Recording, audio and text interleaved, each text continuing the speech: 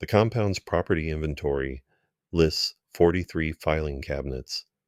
I know because I counted them twice before we started the clean out, once for the manifest and once because the number didn't make sense. The contract specified 31. 12 filing cabinets were in a building that wasn't on our scope of work because according to the General Services Administration paperwork, the building didn't exist. I need to back up. My name doesn't matter for this, but my job title does. I work for a company called Ridgeline Abatement and Salvage out of Salem, Oregon. We do government surplus property cleanouts. When a federal agency closes a facility or decommissions a site, someone has to go through it before anything else happens. You inventory what's left, tag anything with value, flag hazardous materials, photograph everything, and prepare the buildings for either auction, transfer, or demolition. That someone is typically a two-person crew from a private company under contract. It's not glamorous work. You're opening drawers in buildings that have been locked for years, cataloging broken office chairs, noting water damage, tagging fluorescent light ballasts that might contain PCBs.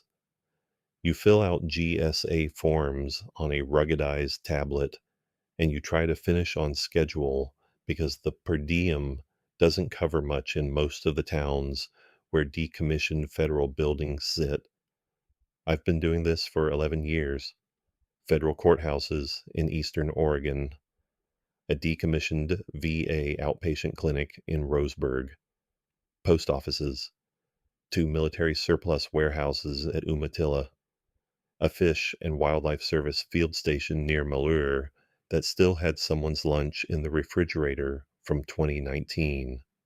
The work has a rhythm. You learn what to expect. The paperwork says 31 filing cabinets, and there are 31 filing cabinets, and you inventory them and you leave, and the next crew comes in to do the demolition or the remodel or whatever the agency is budgeted for. In 11 years, I've had maybe 3 jobs where what we found didn't match the manifest.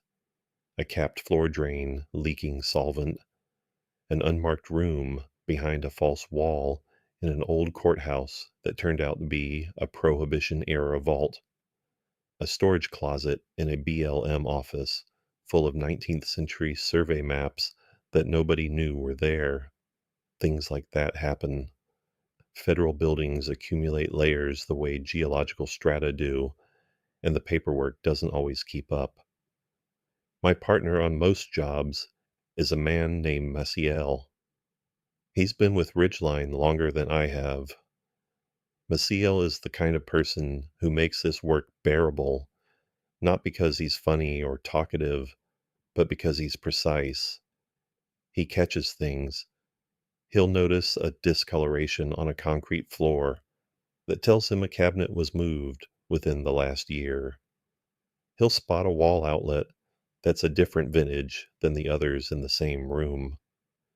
The detail I always come back to is the floor drain in Klamath Falls.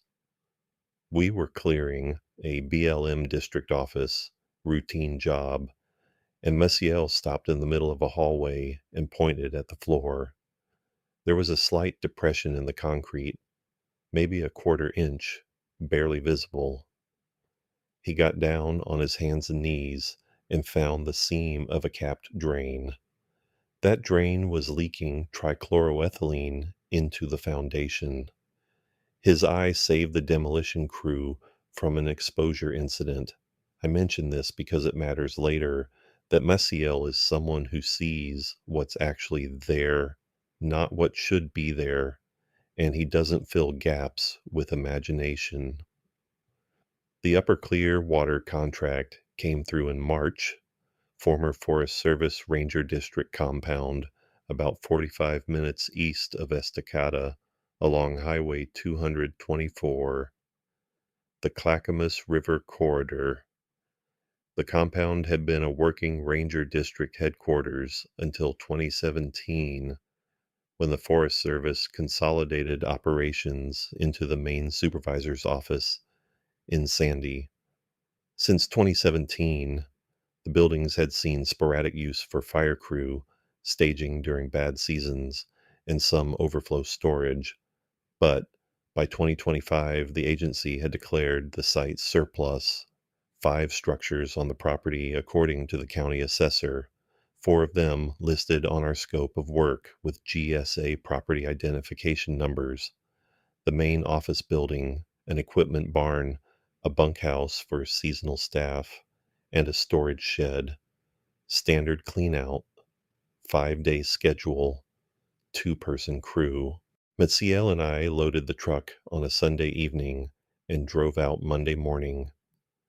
Late March in the Western Cascades is rain, not the kind that announces itself, the kind that exists as a permanent condition, a fine mist that's more like breathing water than being rained on. It collects on your windshield faster than the wipers can clear it. Highway 224 follows the Clackamas River east from Estacada into the National Forest, and the valley narrows as you drive. The canyon walls steepen. The Douglas fir and western hemlock crowd the road from both sides, and the river drops away to your right, brown with snowmelt, moving fast enough to carry root wads and full-length logs. You pass the Fish Creek Bridge, Promontory Park, a series of pull-offs with trail signs pointing into drainages you can't see the bottom of. The forest here is dense in a way that has weight. Old growth in the upper drainages, second growth where logging roads were cut decades ago, and the canopy is thick enough in stretches that noon looks like 6 in the evening. The compound access road branched south off the highway about a mile past a small general store. Gravel surface, potholed but passable. A green metal gate with a standard federal padlock that our contract key opened. The road ran 200 yards through hemlock and opened into a clearing where the building stood. The main office was a single-story wood-frame building, maybe 2,400 square feet, with the Forest Service shield still bolted above the front door. Green paint faded to gray-green, gutters pulling away from the fascia. The equipment barn was metal-sided, open on one end. The bunkhouse was a smaller wood frame building with 4 windows across the front, each one dark. The storage shed was a prefab metal unit, maybe 10 by 20, tucked between the barn and the tree line. The clearing itself was maybe 2 acres, flat, surrounded on 3 sides by hemlock and Douglas fir. The south side of the clearing rose into a steep slope thick with salal and Oregon grape. The highway was audible from the clearing, a low hum of occasional traffic, and the river was audible too, a constant sound underneath everything else. The compound wasn't remote. It was 15 minutes from the general store, 45 from Estacada, an hour and a half from Portland. People drove past it every day, but it had the quality that abandoned federal compounds get. Everything was still in place. The buildings were still standing, still painted, still wearing their official signage. But the purpose had left, and what remained was architecture without function, a shell that looked right but meant nothing. Maciel sat in the passenger seat and counted. He does this at every site, counts the structures, matches them to the paperwork, notes discrepancies before we open a single door. He pointed through the windshield. Office, barn, bunkhouse, shed. Then his finger moved to the east side of the clearing, where the tree lane curved close to the edge of the gravel. and he pointed at a fifth structure set back maybe 30 feet into the trees. It was wood frame, same green paint, same era as the other buildings, smaller than the office, bigger than the shed. One door on the west face, no windows visible from our angle, moss on the roof, a building that had been there long enough to start merging with the forest around it. I checked the contract. 4 structures, 4 property numbers, 4 squares on the site map. Nothing on the east side of the clearing. I checked the county assessor's note. 5 structures on the property, but the scope of work only covered 4. The fifth wasn't listed, wasn't mapped, wasn't assigned a property number in any document I had. I explained to Maciel that this happens. Federal property management has layers of oversight that don't always communicate. A structure built in the 1970s or 1980s as an addition to the compound might never have gotten its own GSA number if it was categorized as an annex or extension of the main office. The records would show it as part of another building's footprint, and when someone generated the cleanout scope, the annex would fall through the gap.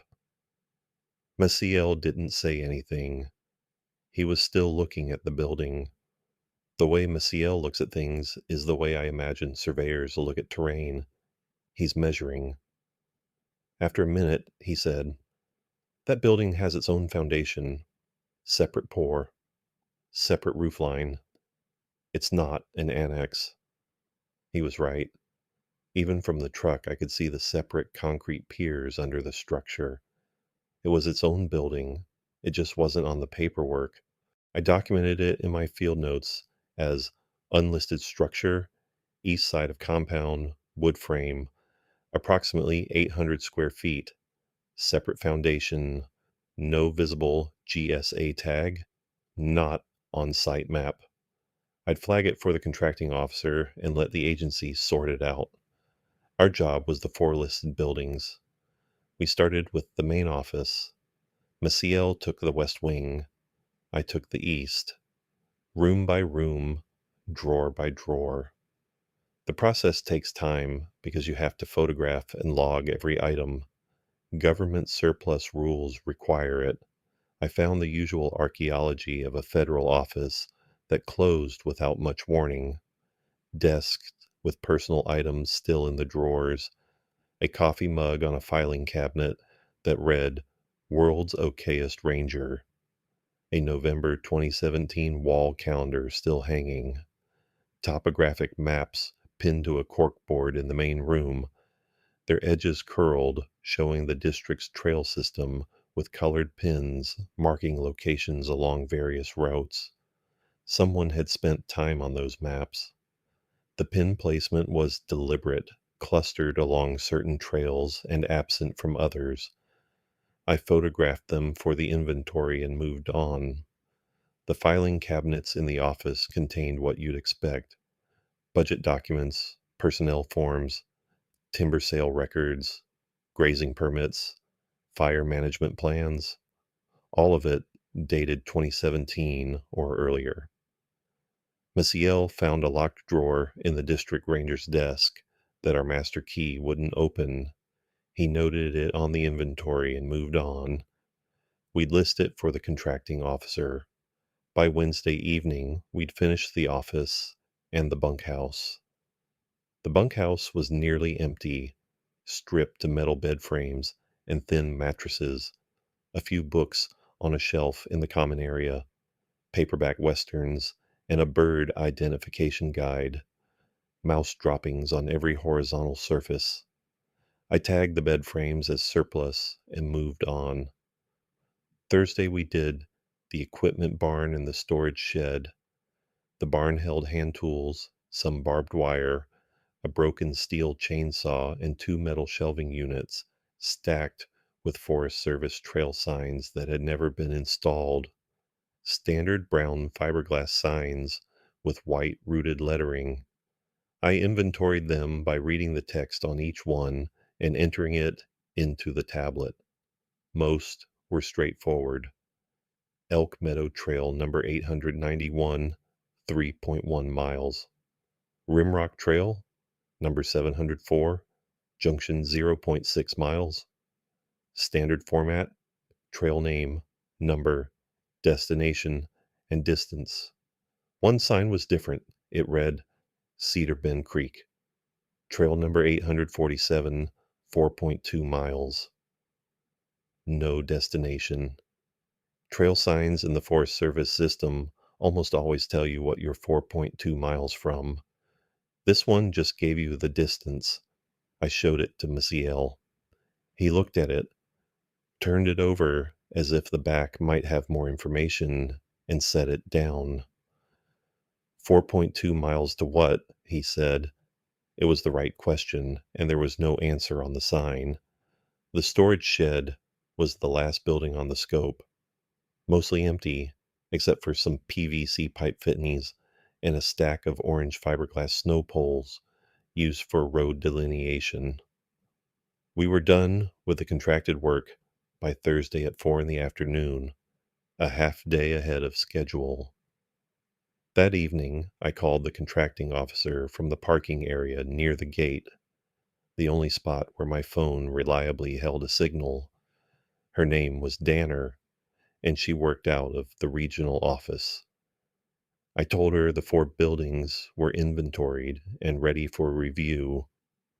Then I mentioned the 5th structure on the east side of the clearing, the one not on the scope.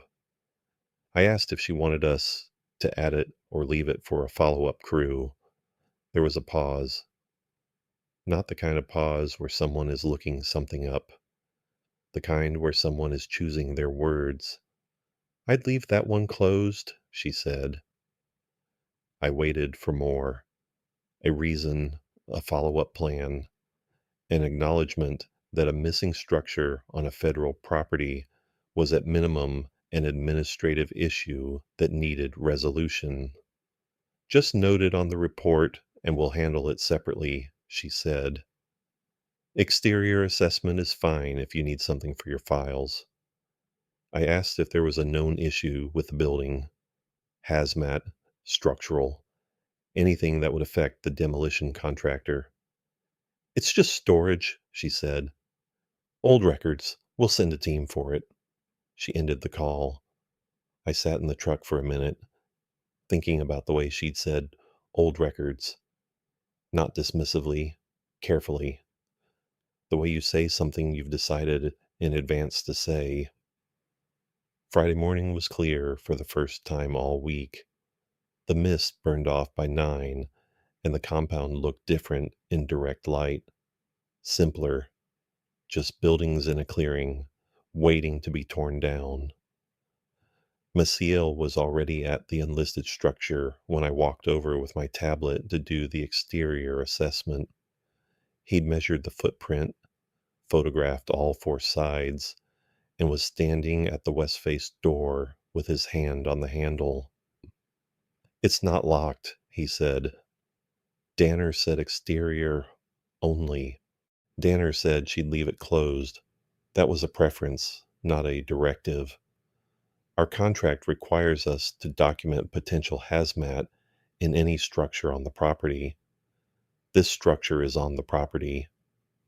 He had a point. The contract language covered all structures on the subject parcel.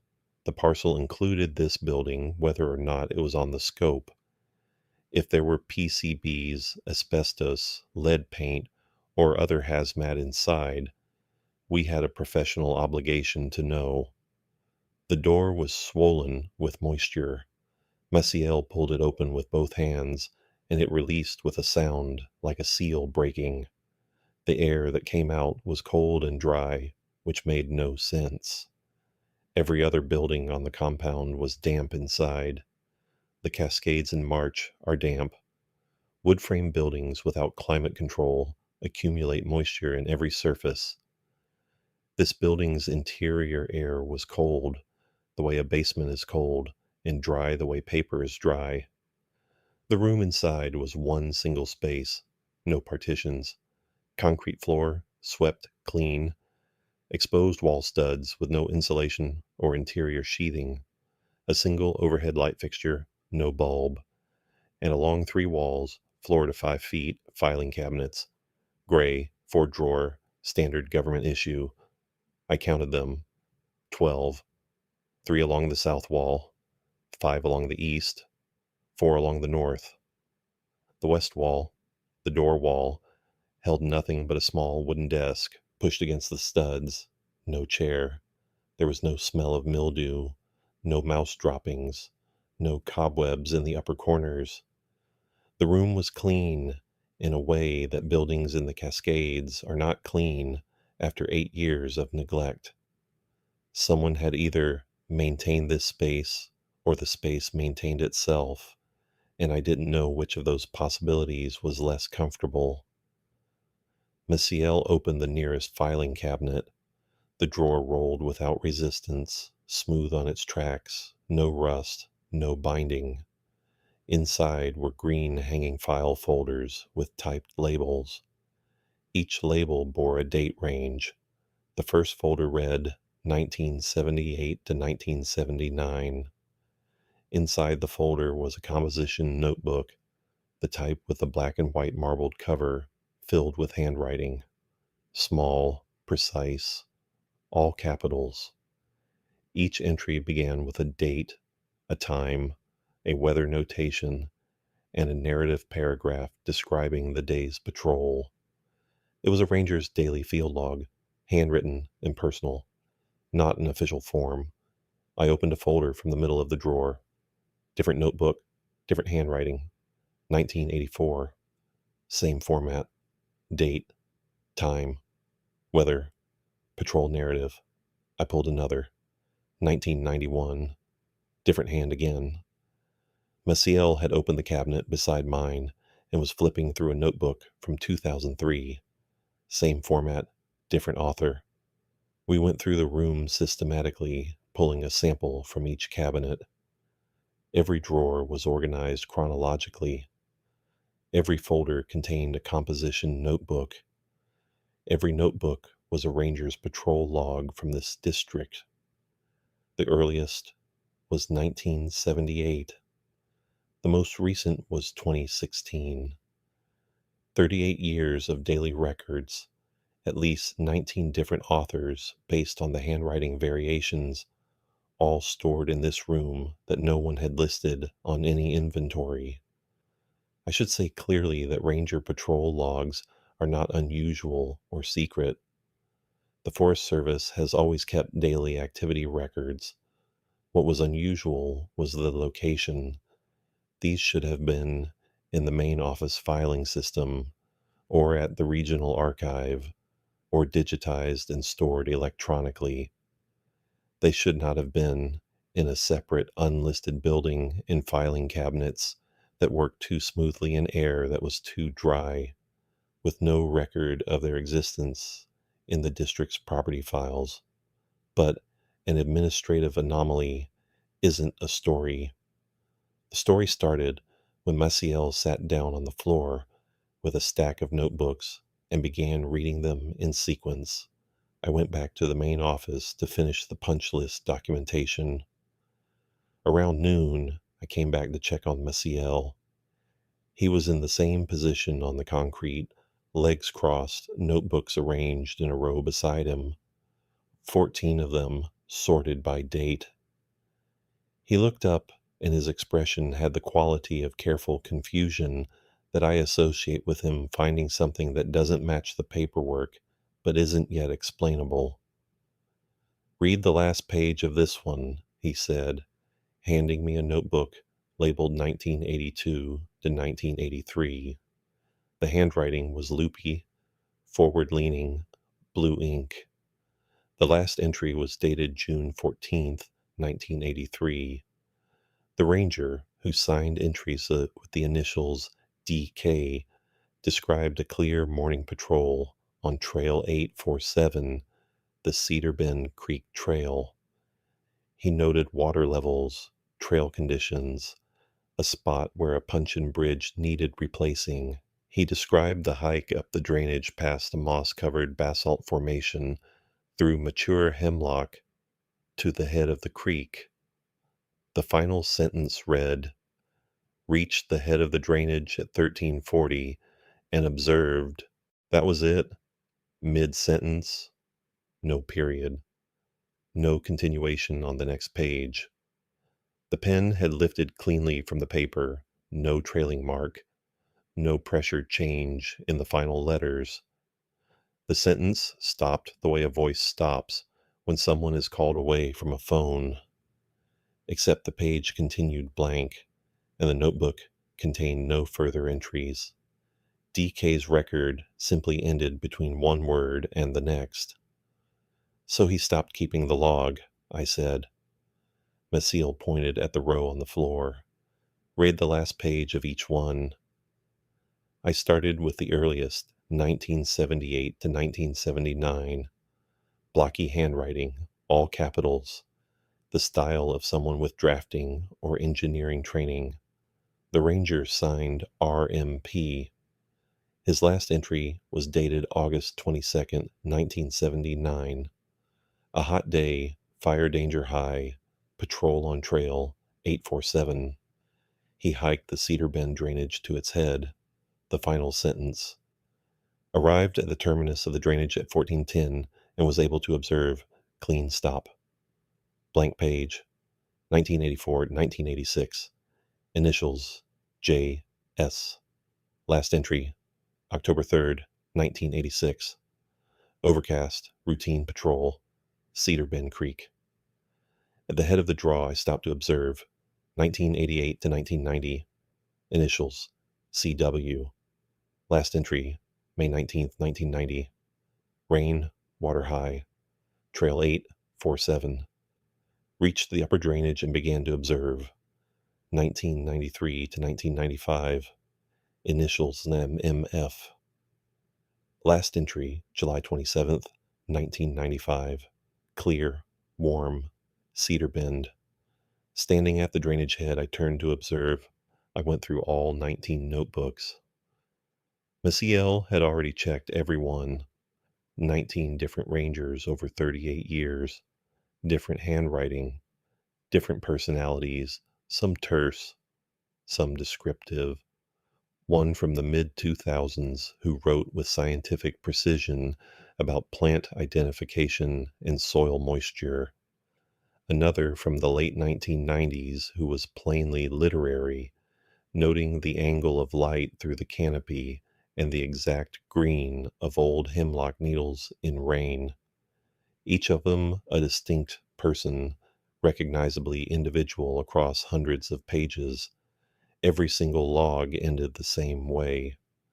The ranger's final entry was always a patrol to the head of the Cedar Bend Creek drainage, and the final sentence always contained the word observe or observed in some grammatical construction, and always stopped mid-sentence before the observation was completed. Never a period, never a word after observe. Just the clean removal of pen from paper. I sat on the floor next to Maciel and counted 19 notebooks, 19 terminal entries, 19 interrupted sentences. The shortest posting was 9 months. The longest was 4 years. Different decades, different seasons, different weather. But the ending was always the same. A walk up a creek to a spot where the water started, an attempt to put something into words, and the permanent failure of the attempt. Could be a tradition, I said. Some kind of hazing thing. Last patrol, you hike to the head of Cedar Bend and write the fake out ending in your log and leave it for the next person. Maciel turned to a page he'd bookmarked with a scrap of paper. The notebook was from 1993 to 1995. MFs. He showed me an entry from December 1994, roughly 7 months before the terminal entry. MF had written, "I asked Gunderson at the SO whether anyone had logged observations from the upper Cedar Bend Basin. He said no one had mentioned it. I didn't tell him why I was asking. The next day's entry continued normally: patrol descriptions, weather, trail conditions. But the fact that MF had asked meant the experience was real to him. You don't ask your supervisor about a hazing tradition.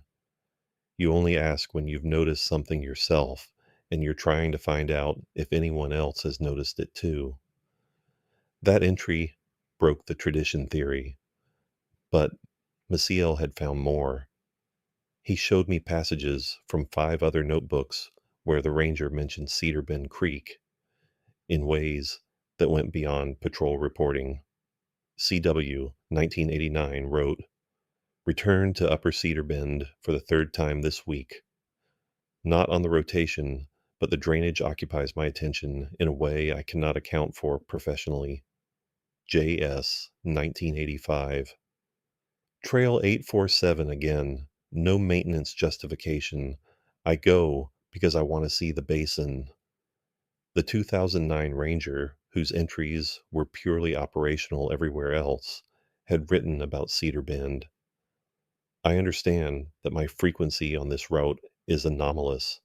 I have no directive. I have only the inclination. In each notebook, I could now see what Maciel had already mapped. The Cedar Bend patrols increased over time. Early in a posting, the ranger would visit the drainage on a normal rotation once or twice a month. Gradually, without any documented reason, the visits increased: once a week, twice a week. In the final month of entries, some rangers were hiking the drainage nearly every day, and the entries about Cedar Bend grew longer and more detailed with each visit, while entries about every other part of the district became shorter, more perfunctory, as if the drainage was consuming an increasing share of the ranger's capacity for attention.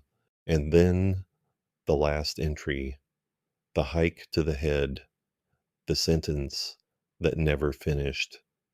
Maciel had one more thing to show me.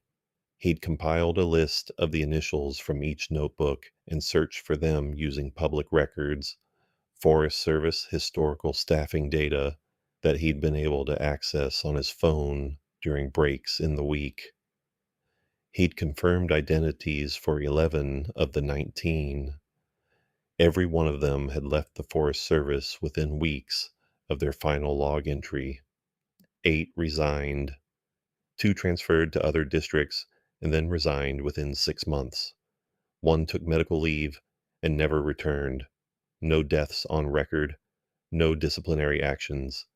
They simply left. "That's a pattern," I said. "That's not the pattern. The pattern is that they all went to the same place, saw the same thing, tried to write it down, couldn't, and then left the only career where they'd have a reason to go back."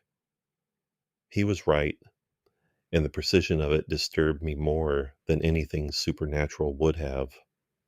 There was nothing mystical in the notebooks, no mention of strange sounds, strange creatures, impossible events. The rangers didn't describe being frightened. They described being interested, increasingly, irresistibly interested. And then they reached a point where the interest culminated in an observation they couldn't record, and they walked away from the work that had brought them to the observation, and they didn't come back. Saturday was not a contract day. We should have driven to Salem Friday night. Instead, we were in the Estacada Motel because Maciel had said he wanted one more day, and in 11 years he had never asked me for anything. We left at 7:30. The morning was cold, mid-30s, and clear for the second day running. The drive up Highway 224 was different without rain. I could see the river properly, slate gray and fast, and the canyon walls rising into old-growth Douglas fir, the trunks reddish-brown and enormous, 4 and 5 feet through. Snow was visible on the higher ridges, A log truck passed us going the other direction, and the driver waved, one finger off the steering wheel. The general store was open, its parking lot empty except for a Forest Service green pickup. We didn't stop. The trailhead for Trail 847 was a quarter mile up the compound access road on the north side, where a narrow path descended to a culvert under the highway. A wooden post marked the spot, bare except for a small metal tag stamped 847. The trail sign we'd inventoried in the barn had never been installed. 4.2 miles to something no one had named. We crossed through the culvert under the highway. The sound of the river was loud here, contained by the concrete, then muffled as we emerged on the south side and the trail began climbing into the Cedar Bend drainage. The first section was moderate, a bench cut into the slope above the creek, rising gradually through second growth Douglas fir. The trees were maybe 60 years old here, uniform, planted after logging. The understory was thick with sword fern and salal. The creek was 15 feet below us, and to the right, moving fast over a bed of dark volcanic rock, the sound constant and textured, a mix of frequencies depending on whether the water was hitting boulders or running over gravel. Maciel walked ahead. He always walks ahead, and the distance between us is always about 20 yards, close enough to communicate with a raised voice, far enough for the walking to feel solitary. His day pack was small, just water and his camera and a composition notebook he'd taken from the filing room. I didn't comment on the notebook. I carried water and my field notes and a GPS unit out of habit. At about 3/4 of a mile, the second growth gave way to older forest. The transition was visible. The trunks thickened. The spacing between trees widened. The canopy rose from 40 feet to 80 feet, and the light changed, dimmer and greener, filtered through layers of hemlock and fir. The understory thinned to scattered fern and vanilla leaf. The ground was soft with duff, years of accumulated needles, and our boots made almost no sound. A varied thrush called from somewhere in the mid-canopy, a single sliding note, metallic and clear. At 1 mile, I found the basalt ledge. Every ranger had mentioned it, and it was exactly as described. A wall of dark columnar basalt, 20 feet high, covered in moss, so thick it looked like green velvet upholstery. Water seeped from cracks in the rock face, feeding the maidenhair ferns, growing from every horizontal surface. The air temperature dropped in the ledge's shadow. I touched the moss, and my fingers sank in a full inch. Cold water soaked my skin. Maciel had stopped here and was examining the rock face near a crack at eye level. Initials had been scratched into the basalt where the moss was thin. R.M.P. I looked along the ledge and found more. D.K.J.S. C.W. 9 sets in all, carved at different times, at different heights, with different tools. The cuts in the rock varied in depth and width. Some were filled with lichen, some were cleaner. The oldest looked like they'd been there for decades. 9 of the 19 rangers had stopped at this ledge and carved their initials into the stone, the way people mark places that have significance to them. Maciel photographed each set of initials without speaking. Then we kept climbing. The trail gained elevation steadily, switching back twice across the drainage's western slope. The Douglas fir thinned. Western hemlock became the dominant tree, its trunk bark deeply furrowed and dark, its crown drooping, its needles producing a specific shade of green that I've never seen in any other tree. Noble fir appeared above 3,000 feet, its bark smooth and gray, its profile symmetrical. The understory shifted to huckleberry and beargrass. The creek narrowed. At approximately the 2-mile mark, I found the fallen Douglas fir that the 1983 ranger had described as fresh blowdown. It was still there, 43 years later, lying across the channel, silver and soft with decay, its root plate a wall of rock and earth, standing 8 feet high on the uphill side. The creek had rerouted around it, cutting a new channel on the south side. Moss covered the entire trunk. Small hemlock seedlings grew from its surface in a row, feeding on the decaying wood.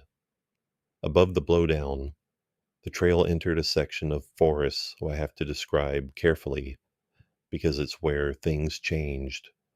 The trees were hemlock almost exclusively, and they were old, old enough that the trunks were thick and ridged, and the lower branches had died decades ago but remained attached, creating a lattice of gray deadwood between the living canopy and the ground.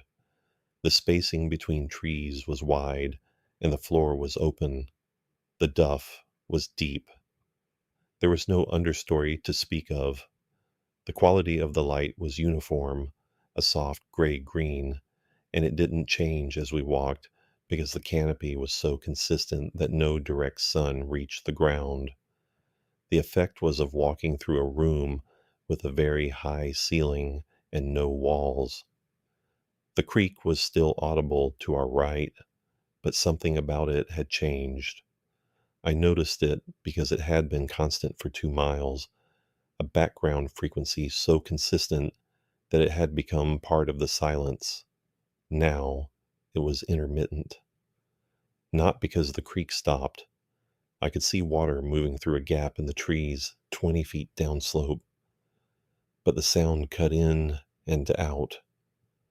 3 seconds of creek noise, then nothing, then 5 seconds, then nothing. The silences were not empty. They had a quality of displacement, as if the space the sound normally occupied was being used for something else. Messiel stopped. He turned around to face me, which he rarely does on a trail. "You hear it," he said. "The creek cutting out. Not cutting out, being replaced." I listened during the next silence. He was right that it didn't feel like absence. It felt like substitution.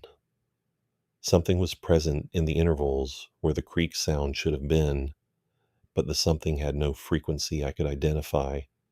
Not infrasound, not wind, not the tonal quality of silence that you sometimes hear at altitude when your ears adjust. This was a positive presence that was not a sound. My eardrums were not vibrating. My body was registering something that didn't enter through my ears. "Let's keep moving," Maciel said, and turned and walked faster. The last half-mile to the head of the drainage climbed steeply. The old hemlock gave way to noble fir, and then to scattered subalpine fir at the edges of openings where the canopy broke. The creek was a trickle now, barely a ribbon of water in a shallow channel of dark soil. The silence that was not silence continued. My GPS showed an elevation of approximately 4,200 feet. The ridge was visible through the fir, a dark wall of rock and scrub above the tree line. We were almost at the head of the drainage, the place where every ranger over 40 years had stopped writing. The basin at the head of Cedar Bend Creek was maybe 200 yards across, an oval of brown meadow grass bordered by the drainage walls on east and west and the ridge on the south. Scattered groups of subalpine fir stood in the meadow like small crowds of people who had gathered to watch something. The creek originated from a seep at the base of the ridge, water emerging from the ground through a mat of moss and grass. The sky above the basin was open, wide, the first unobstructed sky I'd seen since entering the drainage, and the brightness made me squint after miles of canopy. Maciel walked into the basin and stopped near the center. I stayed at the edge where the trail emerged from the fir. I watched him turn in a slow circle, looking at everything: the meadow, the fir clusters, the ridge, the seep, the sky. He completed the circle and stopped facing south toward the ridge. I want to be precise about what I experienced standing at the edge of that basin because it's the part I can least afford to be vague about, and it's the part where language does exactly what the notebooks predicted it would do. It fails. The basin was paying attention to us. I don't mean that metaphorically. I don't mean the trees looked like they were watching, or the ridgeline felt like it was looming, or the silence was oppressive. I mean the basin was actively, neutrally, attentively aware of our presence in it. The awareness was external to me. It was a property of the location, the way temperature is a property of a location. You don't generate temperature from inside yourself and project it onto the landscape. You walk into a cold drainage, and the cold is there, waiting for you. The basin's attention was there, waiting for us. It had been waiting for everyone who walked up that trail. The attention was not hostile. It was not welcoming. It had no emotional quality at all. It was observation. The basin observed us the way we observe the basin. A reciprocal, neutral act of perception that happened to be impossible according to everything I understand about how landscapes work. Maciel was standing still with the composition notebook open in his hands and a pen touching the page. I watched him for several minutes. He did not write. His eyes were open, moving, tracking across the basin in patterns that I couldn't predict. He was not in distress. He was not in a trance. He was a person receiving information that his hand could not encode into marks on paper. "Maciel," I said. He looked at me. His face was calm, concentrated, the face of someone working on a problem that is fully engaging. "I understand the logs now," he said. "We need to leave." They weren't interrupted. The sentence doesn't stop because of some external force. It stops because the observation is real and the language for it doesn't exist. The hand reaches the edge of what English can carry, and it sets the pen down. Not in failure, in accuracy. The most accurate thing you can do is stop. "Maciel, now." He closed the notebook. The pen had left a single small dot on the page where it rested, a point of ink. No letters. We walked down. The descent was faster than the ascent, which was normal for downhill, but it felt shorter than the elevation loss justified, as if the drainage was contracting behind us. The creek sound was continuous on the way down. No interruptions. The varied thrush was calling again below 3,500 feet. The basalt ledge was just a ledge. The trailhead post was just a post. A car passed on the highway as we crossed through the culvert, its headlights on in the late afternoon light. A completely normal vehicle on a completely normal road. Maciel went to the filing room. I thought he was going to read more logs. Instead, he sat at the wooden desk, opened his notebook to the page with the dot, and placed the pen on the paper. He sat there without writing. I stood in the doorway and watched him not write for 10 minutes. His hand was still. His eyes were open, focused on something between his face and the page. I left him and went to the truck. I called my wife. She asked if I was coming home. I said tomorrow. She asked why not tonight. I said Maciel wanted to stay. She said I sounded far away. I said I was, an hour and a half. She said, "That's not what she meant."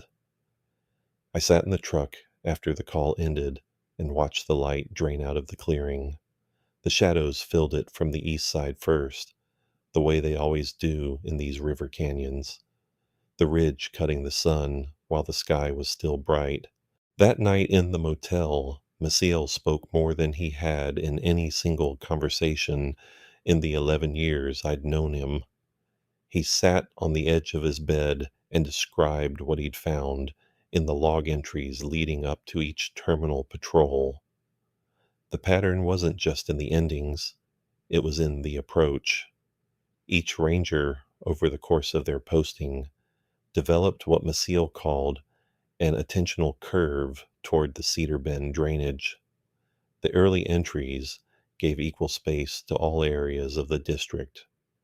Gradually, without any documented reason, the Cedar Bend entries grew longer, more detailed, more perceptive, while entries about the rest of the district compressed into rote summaries. A ranger who initially described the drainage in 2 sentences would, 8 months later, devote a full page to the specific color of light through the hemlock canopy at 10 in the morning on an overcast day. A ranger who started with standardized trail condition ratings would eventually write paragraphs about the moss pattern on the basalt ledge, the acoustic quality of the creek at different water levels, the exact way the air changed temperature as you climbed past the old growth hemlock into the basin. They became extraordinary observers, Maciel said, but only of that one drainage. Everything else in their professional lives got smaller. Cedar Bend got bigger, and then they reached the point where the observation exceeded what they could record, and they left the job entirely because they couldn't stop going back if they stayed, because the drainage was teaching them to see something that would eventually require them to see it fully, and seeing it fully meant standing in that basin and being unable to translate what they saw, and living with that failure, the failure of language, the gap between what you perceive and what you can write down, that breaks something in you, not violently. It breaks it the way water breaks rock, slowly, by being always present. The next morning was Sunday. I made a decision before I was fully awake, the way some decisions arrive, already made when you open your eyes. I drove to the compound alone. Maciel was still in the motel. I went to the unlisted building, propped the door open, and began carrying the filing cabinets out one at a time.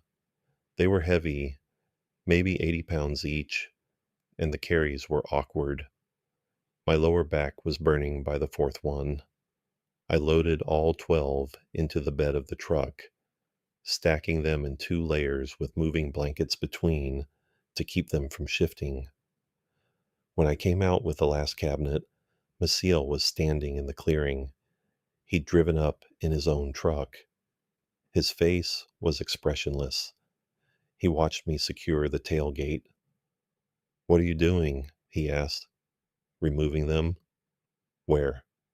"Transfer station, metal recycling, the notebooks I'm going to burn." He didn't move. "Those are a record of something real." "They're a map," I said. "They lead 19 people to a place where they lost the ability to do their jobs and walked away from their careers. You said it yourself. The drainage teaches you to see. These notebooks are the first step. Someone reads them, notices the pattern, goes up there. And then they can't stop going up there until they can't write the sentence. And then they can't stay in a job that puts them within range of the drainage. You don't know that's what would happen to someone else. I know it's what happened to you yesterday. You sat at that desk for 10 minutes trying to start a sentence you couldn't write. You couldn't stop looking at the page. Maciel was quiet. His hand was in his jacket pocket, and I knew the notebook was in there, the one with the dot, and I knew he'd been holding it the way people hold things that have become important to them in ways they haven't yet admitted. "What about the building?" he asked. "Not on the inventory, not on the scope, not on the map. As far as any record shows, it doesn't exist. It never existed. 12 empty filing cabinets in a recycling bin and a pile of ash is all that's left. You're destroying evidence." "I'm destroying the trail register." He looked at me for a long time. Then he said, "You felt it too? In the basin?" "Yes." "And you don't want to go back?" "I want to go back. That's the problem. I want to go back and stand there and try to see what those 19 people saw and try to write it down. I've been wanting to go back since we walked out of there, and the only thing stopping me is knowing that 19 people before me wanted the same thing, and it cost every one of them their career and maybe more than that. So I'm not going back, and I'm making it harder for anyone else to find the reason to go." Maciel took his hand out of his pocket. He was holding the notebook. He held it out toward me. I took it. I didn't open it. I put it in the truck cab. We drove in 2 vehicles to the transfer station north of Estacada. I put the 12 cabinets in the metal recycling container. The notebooks, all 19 from the filing room, plus Maciel's, I took to a day use area off the highway with a fire ring. It took an hour to burn them all. The composition covers curled and blackened. The pages caught quickly. 40 years of handwriting turned to smoke that smelled like every campfire. Maciel stood and watched until the last notebook collapsed into ash.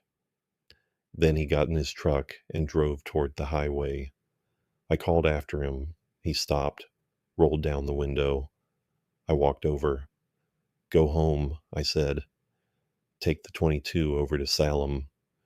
Don't take 224. Stay out of the canyon." He looked at me with an expression I'd never seen on his face. It was the expression of someone who has been told to walk away from the most important thing they've ever encountered. "I'll see you Monday," he said. He turned left onto 224 east toward the mountains. That was the last time I saw him. He didn't come to work Monday. He didn't come Tuesday. His phone went to voicemail every time I called. After 3 weeks, Ridgeline terminated his position for job abandonment. A certified letter to his Salem apartment came back undeliverable. No forwarding address. I filed the Upper Clearwater inventory reports listing 4 buildings, contents as specified. The unlisted building wasn't in the report. The cabinets weren't in the report. The notebooks were ash. On paper, the job was routine. 4 buildings, standard cleanout, no anomalies. 3 months later, in June, I received a package at my home address, no return address, postmarked from Estacada. Inside was a composition notebook, new, not one of the originals. The handwriting was Maciel's. Small, exact, the hand I'd seen on thousands of inventory forms. The entries were dated starting late March. They described daily walks on Trail 847, Cedar Bend Creek, the basalt ledge, the old hemlock, the basin. The early entries were short. By mid-April, they filled whole pages. He described the light, the sound of the creek, the quality of attention in the basin, the exact color of hemlock needles in rain, a green so specific he devoted 3 paragraphs to it and still concluded, "This is approximate." The final entry was dated June 11th, a clear morning, the hike up the drainage, the basin. The final sentence read, Standing at the center of the basin, I can now fully observe. Clean stop. No period. The pen lifted from the page with no trailing mark. The rest of the notebook was blank. I burned it in a fire pit in my backyard that evening. My wife asked what I was burning. I said work papers. She looked at me the way she'd been looking at me for weeks, with the careful concern of someone who can see a change in a person but not its source. I hadn't told her anything. There was nothing to tell her that I could complete as a sentence. That was 11 months ago. I have not driven Highway 224. I've turned down 2 contracts east of Estacada. I told the office they were schedule conflicts. The truth is that I can see the basin, not as a memory, as a persistent presence at the margin of my visual field, slightly to the left, slightly behind my direct line of sight, the way you can see a lit window even when you're looking at the wall beside it. The basin is there at all times. The meadow, the fir clusters, the ridge, the seep, the quality of attention, patient and neutral, waiting. I have not tried to write it down. I have not opened a composition notebook. I keep my pen on work orders and inventory forms, on words that have exact meanings and tasks that have definable completions. 31 filing cabinets on the manifest, 31 filing cabinets in the building, everything matching, everything accounted for. Last week, I was clearing a decommissioned BLM office in Corvallis. Routine job. I opened a desk drawer and found a composition notebook with a marbled cover, still in plastic wrap, brand new, not on the inventory. I don't know how it got there. I don't know if it means anything. I closed the drawer and left it, but 3 days ago, on my lunch break, I pulled up a satellite image of the Cedar Bend drainage on my phone. I told myself I was checking whether the compound demolition had happened yet. The compound was gone. The clearing was empty, graded, returning to brush.